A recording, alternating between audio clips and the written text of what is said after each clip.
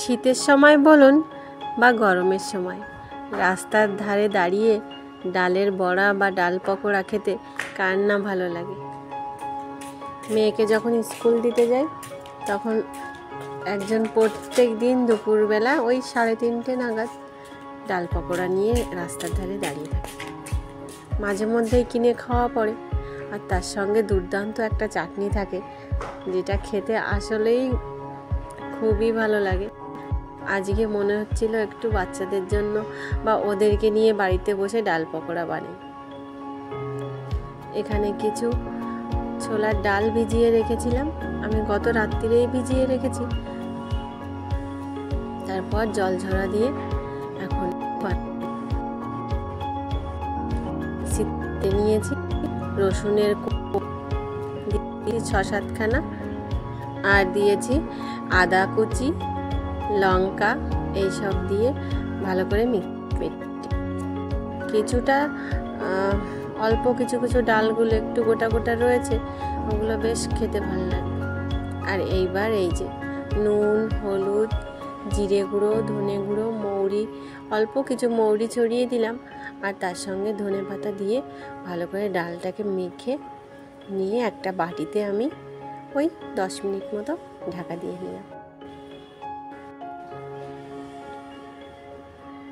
এদিকে কড়াই বসিয়ে দিয়েছি, কড়াইতে সাদা তেল দিয়ে দিলাম। তেল গরম হয়ে গেছে, এবার এক এক করে বড়ার মতন নিয়ে ছোট্ট ছোট্ট করে ভেজে নেব।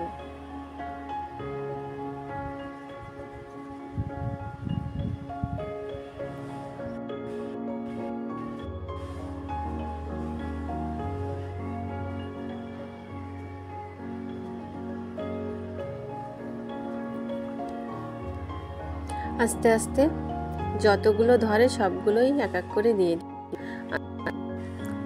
কিন্তু গ্যাসের আঁচটা একেবারে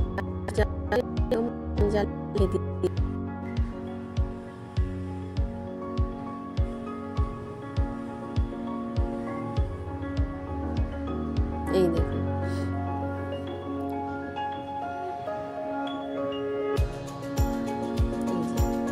লাল লাল করে ভেজে নিয়েছি, তেল ঝরিয়ে এবার তুলে নিলাম।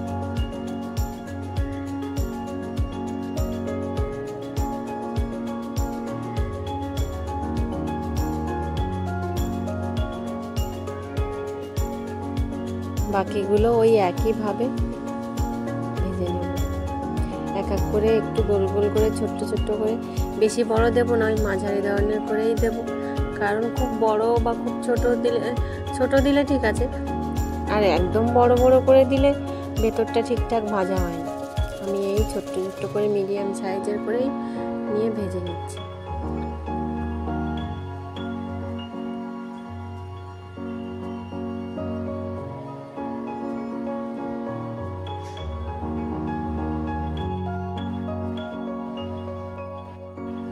ডিসেম্বর মাস পড়ে গেছে, তো অনেক দিন হলো সব বাচ্চাদের প্রায় স্কুল বন্ধ হয়ে গেছে, বাড়িতে বসে প্রায় খাবারের বায়না করে।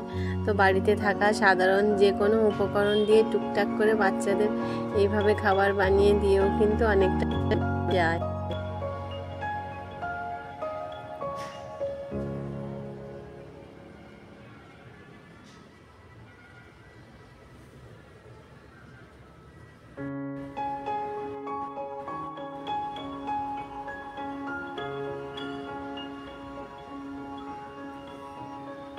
আস্তে আস্তে এপিট ওপিট করে, জালটা আগেই বলে দিয়েছি, জালটা একদমই কম জালে রেখে বড়াগুলো আস্তে আস্তে এপিট ওপিট করে ভেজে নিচ্ছি, একটু লালচে লালচে করে।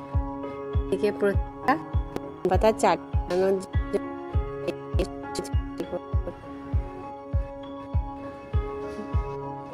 নুন, লঙ্কার গুঁড়ো, জিরে গুঁড়ো, লেবুর রস, তেঁতুল গুলিয়ে রেখেছিল সেটাও দিয়ে দিয়েছি। নুনটা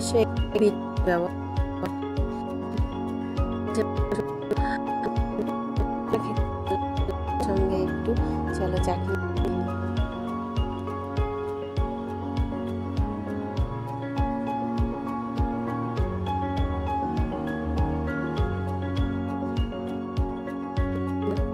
লাল ভাজা হয়ে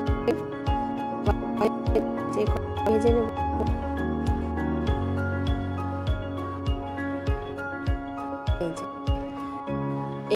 গরম গরম পকোড়া বা ডাল বড়ার সঙ্গে যদি একটু পাতার চাটনি হয় তাহলে আর সামলাই কে। দারুণ লাগে খেতে।